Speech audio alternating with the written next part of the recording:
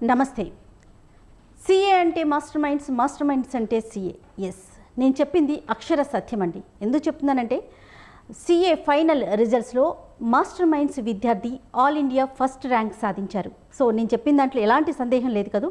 రిషబ్ అనే విద్యార్థి all India first rank CA ఫైనల్స్లో గెలుపొందాడు. అది కూడా మాస్టర్ మైండ్స్ విద్యార్థి. రిషబ్ ఏ విధంగా కష్టపడ్డాడు, అసలు ఆల్ ఇండియా ఫస్ట్ ర్యాంక్ సాధించడంలో తన కృషి ఏంటి, సంస్థ యొక్క ప్రోత్సాహం ఏంటి, ఈ విషయాలన్నీ కూడా రిషబ్ నాతో పాటు ఫోన్లో సిద్ధంగా ఉన్నాడు. ఒకసారి అతనితో మాట్లాడే ప్రయత్నం చేద్దాం. రిషబ్, కంగ్రాచులేషన్స్ రిషబ్ మీకు ముందుగా. ఎందుకంటే అతి చిన్న వయసులో 21 సంవత్సరాల వయసులో వెరీ గ్రేట్ అచీవ్మెంట్ అని చెప్పుకోవాలి. సీఏ ఫైనల్స్లో ఆల్ ఇండియా ఫస్ట్ ర్యాంక్ సాధించడం చాలా హ్యాపీగా అనిపిస్తోంది. మీతో మాట్లాడటం నాకు కూడా చాలా సంతోషంగా ఉంది. రిషబ్, మీరు ఎలా ఎంజాయ్ చేస్తున్నారు ఈ సక్సెస్ని? ఇప్పుడే ట్రిప్ వెళ్ళాము, మనాలి ట్రిప్ నుంచి ఇప్పుడే జస్ట్ నిన్నే రిటర్న్ అయ్యాము. సో పేరెంట్స్ అందరూ చాలా హ్యాపీగా ఉన్నారు. ఎస్, ఆల్రెడీ వెకేషన్స్ని ఎంజాయ్ చేసేస్తున్నారు, సక్సెస్ని ఎంజాయ్ చేస్తూ ఉన్నారు. సో మిమ్మల్ని పట్టుకోవడానికి నాకు కాస్త టైం పట్టేసింది. రిషబ్, ఎలా ఫీల్ అవుతున్నారు? చాలా హ్యాపీగా ఉంది మ్యామ్. అది ఈ వెకేషన్ లో ఈ సక్సెస్, అమ్మ నాన్న వాళ్ళ హ్యాపీనెస్ అంతా చాలా బాగుంది. ఓకే, ఇక్కడ వచ్చిన తర్వాత కూడా అందరూ నైబర్స్ రిలేటివ్స్ వాళ్ళంతా పిలుస్తున్నారు, ఆనర్ వాళ్ళంతా చెప్తున్నారు. ఇన్ఫాక్ట్ 26 జనవరి అప్పుడు నాతో ఫ్లాగ్ హాయిస్టింగ్ చేపియాలి అని చెప్తున్నారు. సో 2024 ఇయర్ ఎండింగ్ అనేది మీకు ఒక గుడ్ న్యూస్తో వెళ్ళిపోయింది అనుకోవాలి బహుశా. అయితే రిషబ్, మనతో పాటుగా ఈరోజు నాతో పాటు ఉన్నారు సీనియర్ చార్టర్డ్ అకౌంటెంట్, అలానే మాస్టర్ మైండ్స్ యొక్క అకాడమిక్ అడ్వైజర్గా 22 సంవత్సరాల అపార అనుభవం ఉన్నటువంటి ప్రకాష్ గారు. ఈయన ఆధ్వర్యంలో ఎంతోమంది విద్యార్థుల్ని సీఏగా సీఎంఏలో ఉత్తీర్ణత సాధించడంలో ఈయన పాత్ర మనం మాటల్లో చెప్పలేం. సో ప్రకాష్ గారిని కూడా నేను లైన్లోకి తీసుకున్నానంటే టెలిఫోన్ లైన్లో సిద్ధంగా ఉన్నారు. నమస్తే ప్రకాష్ గారు. నమస్తే అండి. నమస్తే ప్రకాష్ గారు, చాలా సంతోషం అనిపిస్తూ ఉందండి. మీ విద్యార్థి మాస్టర్ మైండ్స్ విద్యార్థి, ఎందుకంటే నేను ఫస్టే చెప్పాను, సీఏ అంటే మాస్టర్ మైండ్స్ అంటే సీఏ. ఈ ట్యాగ్ లైన్ నేను ఎప్పుడు చెప్తూ ఉంటానండి. దాన్ని ప్రూవ్ చేస్తూ Rishabh all India first rank సాధించారు. సో ఈ సక్సెస్ని మీరు ఎలా ఎంజాయ్ చేస్తున్నారు సంస్థ తరపు నుంచి? తప్పకుండా అండి. జనరల్గా ఏ అచీవ్మెంట్ కోసమైనా ఎన్నో సంవత్సరాల కృషి ఉంటుందండి. సో మాది ఇప్పుడు ఈ ఇన్స్టిట్యూషన్ పెట్టి 22 ఇయర్స్. సో చాలా సంవత్సరాలు నేర్చుకొని ఎన్నో రకాల మిస్టేక్స్ నుంచి మేము నేర్చుకొని ఈ స్థాయికి వచ్చాం. సో ప్రతి సక్సెస్ వెనకాల చాలా కృషి ఉంటుంది. అండ్ అన్నిటికంటే మించి స్టూడెంట్ కృషి అండ్ వాళ్ళ పేరెంట్స్ యొక్క ఎంకరేజ్మెంట్ అండి. సో పేరెంట్స్ సరైనటువంటి ప్రోత్సాహం ఇవ్వకపోతే మేము ఎంత కష్టపడ్డా కూడా రిజల్ట్ ఏం రాదండి. సో ఖచ్చితంగా మేజర్ క్రెడిట్ స్టూడెంట్ కి మరియు పేరెంట్స్ కి లభిస్తుంది. అండ్ అతని సక్సెస్ అయితే మేము చాలా బాగా ఎంజాయ్ చేస్తున్నాం. మేము ఎన్నో సంవత్సరాలు పడినటువంటి కష్టానికి ఇవాళ ఒక మంచి రికగ్నిషన్ వచ్చింది అని అనిపించిందండి. రిషబ్, ఇది చెప్పండి, ఇంతకు ముందు నేను ప్రకాష్ గారితో మాట్లాడినప్పుడు మీ గురించి అడిగాను. జస్ట్ రిషబ్ ఏంటండి, ఎలా చదువుతారు, అసలు తన గురించి ఏంటి చెప్పండి అంటే ఒక్కటే లైన్ చెప్పారు. నాకు భలే సంతోషం అనిపించింది. ఏంటంటే చాలా మంచి స్టూడెంట్, చదువుతో పాటు ఒక మాట చెప్తారండి, నడత చాలా ఇంపార్టెంట్. సో అది మీరు 100% అచీవ్ అయినట్లుగా ప్రకాష్ గారు చెప్తా ఉన్నారు. ఒక్కసారి ఇన్స్టిట్యూషన్ గురించి చెప్పండి, అక్కడ ఉన్న ఫ్యాకల్టీస్ గురించి చెప్పండి రిషబ్. సో నేను 10th తర్వాతే మాస్టర్ మైండ్స్ జాయిన్ అయ్యాను. 11th CA foundation, CA inter అంతా మాస్టర్ మైండ్స్ లోనే చేశాను. ఓకే. సో స్కెడ్యూల్ చాలా బాగుంటుంది, టైం టేబుల్స్ అంతా చాలా బాగుంటుంది. చాలా హెక్టిక్ స్కెడ్యూల్ కానీ చాలా well manage schedule. Revision exams by weekly test conduct చేస్తారు. ప్రతి వెన్స్డే సండే టెస్ట్ ఉంటాయి. అండ్ సిలబస్ కూడా ఆన్ టైం కంప్లీట్ చేస్తారు. ఆల్మోస్ట్ సిఏ ఇంటర్కి 3 months దొరికింది study revision time. 3 months revision బాగా అయింది. ఇంకా సిఏ ఇంటర్లో కూడా ఆల్ ఇండియా 8th ర్యాంక్ వచ్చింది.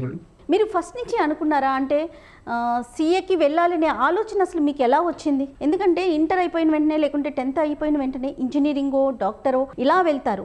ఇటు సైడ్ రావటం చాలా తక్కువ మందిని చూస్తూ ఉంటాం. దానికి తోడు సీఏ అనగానే ఫస్ట్ వినిపించేది చాలా టఫ్, దీన్ని హ్యాండిల్ చేయటం చాలా కష్టం, అచీవ్ అవటం ఇంకా కష్టం అనేసి. దానికి మీరేం చెప్తారు స్టూడెంట్స్కి రిషబ్? సో మాది జైన్ ఫ్యామిలీ మ్యామ్.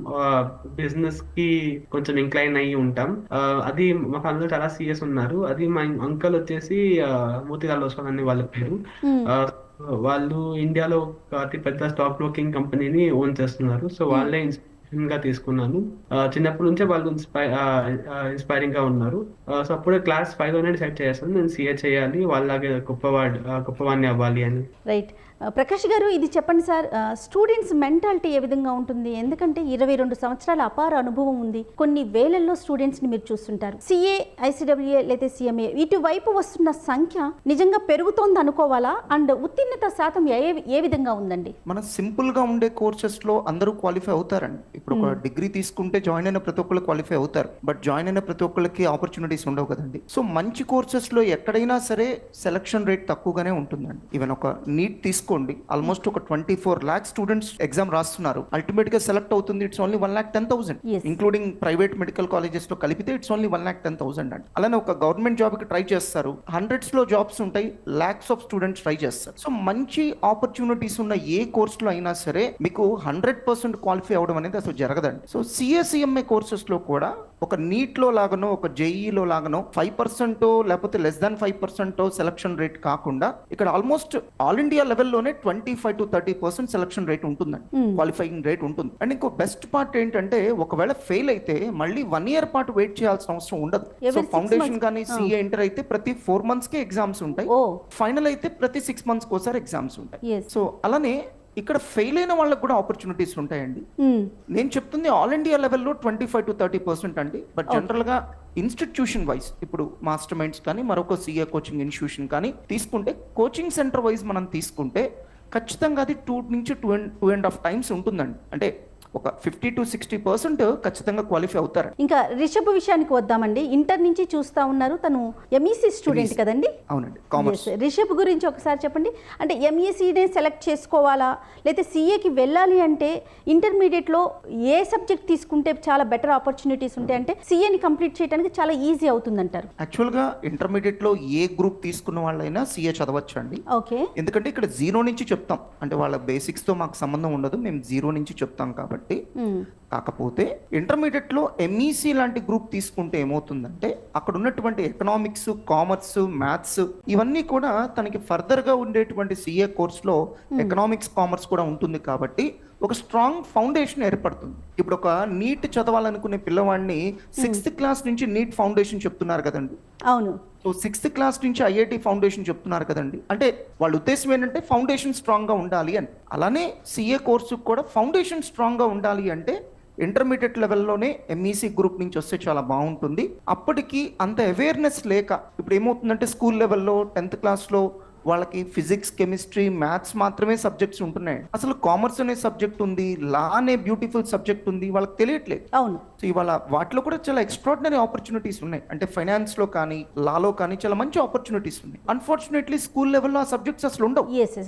ఏదైతే 10th లోపే ఉంటారో ఈ లోపు నుంచే పిల్లలకి వాటి మీద ఒక అవగాహన ఉంటే బాగుంటుందేమో. ఎస్ అండి, అది అన్ఫార్చునేట్లీ ఉండట్లేదు. దాంతో ఏంటంటే అందరూ కూడా నేను ఇంజనీరింగ్ చదవాలి, మెడిసిన్ చదవాలని అనుకుంటున్నారు తప్ప అది కాకుండా ఇంకా మంచి మంచి ఆపర్చునిటీస్ ఉన్న కోర్సెస్ చాలా ఉన్నాయి.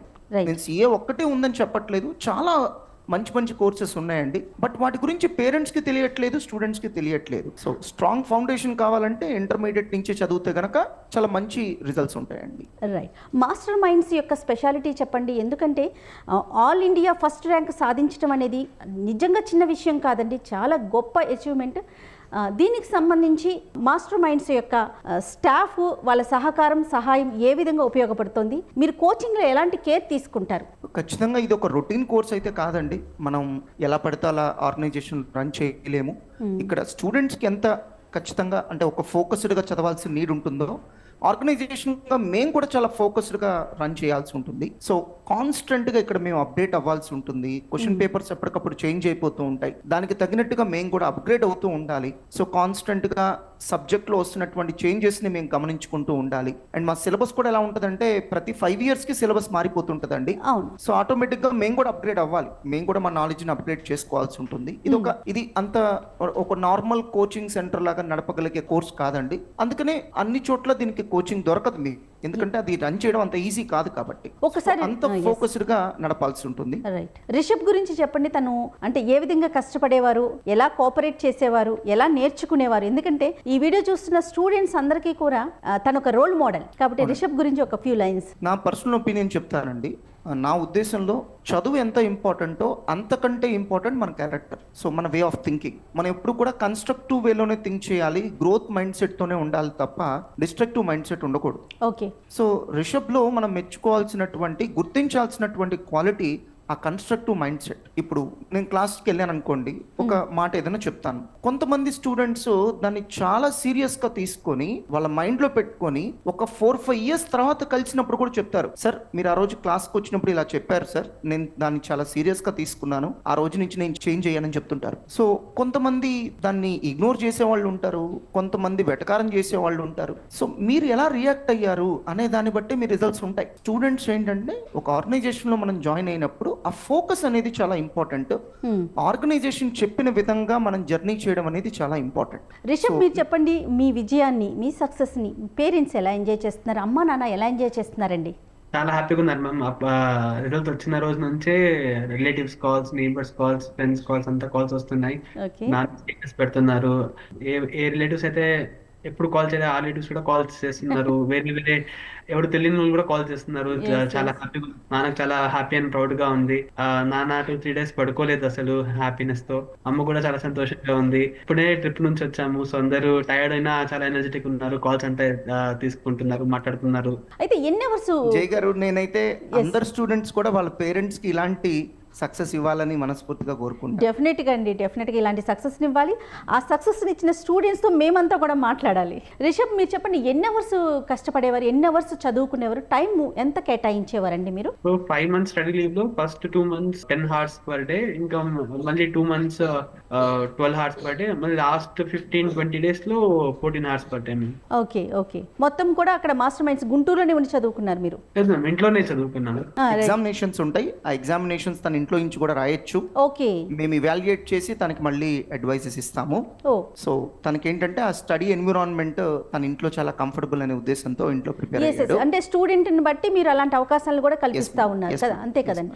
మాస్టర్ మైండ్స్ యొక్క ఉత్తీర్ణత శాతం ఈ సంవత్సరం అంటే ఫైనల్ గా తను వచ్చేసారు రిషబ్. ఇంకా ర్యాంకుల గురించి ఒకసారి మాట్లాడుకుంటే ఒక 50 వరకే కౌంట్ చేస్తారు కదండి. వీటిలో మాస్టర్ మైండ్ టాప్ 50 ర్యాంక్స్ ఇస్తారు. అవునండి. ఇందులో మాస్టర్ మైండ్స్ విద్యార్థులు ఎంతమంది ఉన్నారు ప్రకాష్ గారు? 4 స్టూడెంట్స్ కి రావడం జరిగింది మేడం. ఓకే. 4 స్టూడెంట్స్ కి ఆల్రెడీ ర్యాంక్ రావడం జరిగింది. యాక్చువల్ గా సిఏ కోర్స్ లో ర్యాంక్ అవసరం లేదు మేడం, పాస్ అయితే చాలు. జస్ట్ స్టూడెంట్ యొక్క మెరిట్ ని రికగ్నైజ్ చేయడానికి ర్యాంక్ ఇస్తారు. రిషబ్, మీ నెక్స్ట్ స్టెప్ ఏంటండి? సిఏ ఫైనల్స్ కంప్లీట్ అయిపోయింది, ఆల్ ఇండియా ఫస్ట్ ర్యాంక్ కూడా సాధించేశారు. నెక్స్ట్ ఏంటి మీ ఆలోచన, ఏ విధంగా వెళ్తోంది? జాబ్ చేయాలి, ఓకే. ఏదైతే మంచి ఛాలెంజింగ్ జాబ్, ఏదైతే సాలరీ కూడా మంచిగా ఇస్తుంది. సో ఏదైతే జాబ్ అయినా పర్లేదు, consulting industry, private equity, investment banking, ఏదైనా పర్లేదు. ఓకే. ఇప్పుడు ఎవరైతే సిఏ ఫైనల్స్లో ఉన్నారో ఆ స్టూడెంట్స్కి మీ తరపున ఏం చెప్తారు? అంటే ఎలా చదువుకోవాలి, వారికి ఏదైనా మోటివేషనల్గా ఒక 2 లైన్లు మీ వైపు నుంచి రిషబ్ ప్లీజ్. కన్సిస్టెంట్ గా ఉండాలి, hard work and smart work రెండు చేయాలి. అండ్ ఆర్టికల్షిప్ అప్పుడు కూడా ఎంజాయ్ చేసుకుంటూ వర్క్ చేసుకుంటూ కూడా చదువుని మేనేజ్ చేయాలి. ఓకే. ప్రకాష్ గారు, మీరేం చెప్తారు సిఏ స్టూడెంట్స్కి? ఎవరైతే అంటే ఒక్క లైన్ నేను ఎప్పుడు వింటూ ఉంటానండి, సిఏ అనగానే చాలా కష్టం, ఆ జోనర్ని టచ్ చేయడం చాలా కష్టం, కొంతమంది మాత్రమే అటువైపు ఆలోచిస్తారు అనే నానుడి నుంచి మాస్టర్ మైండ్స్ నిజంగా బయట వేస్తోందని అనుకోవాలి. ఎందుకంటే సిఏ కూడా కొంచెం కష్టపడితే చాలు, డెడికేటెడ్గా వర్క్ చేస్తే చాలు, ఉత్తీర్ణత శాతం చాలా ఈజీగా చేరుకోవచ్చని. సో సంస్థ తరపు నుంచి, మాస్టర్ మైండ్స్ నుంచి మీరేం చెప్తారండి స్టూడెంట్స్? సో ప్రతి స్టూడెంట్కి 2 ఆప్షన్స్ అండి. ఒకటి, ఇప్పుడు కష్టపడి తర్వాత లైఫ్లో సుఖపడ్డం. రెండో ఆప్షన్, ఇప్పుడు సుఖపడ్డం అప్పుడు లైఫ్లో చాలా కష్టపడాల్సి ఉంటుంది, అంటే కెరీర్లో సెటిల్ అవ్వడానికి చాలా కష్టపడాల్సి ఉంటుంది. సో కెరీర్ అనేది ఏ పేరెంట్స్ కానీ ఎవరు కూడా హెల్ప్ చేయగలిగేది కాదండి, అది ఎవరికి వాళ్ళు బిల్డ్ చేసుకునేది, కష్టపడి సాధించుకునేది కెరీర్. ఆ కెరీర్లో మంచిగా రాణించాలంటే కావాల్సింది ఫోకస్. నువ్వేమనుకున్నావో దాని మీద కాన్సన్ట్రేట్ చెయ్యి.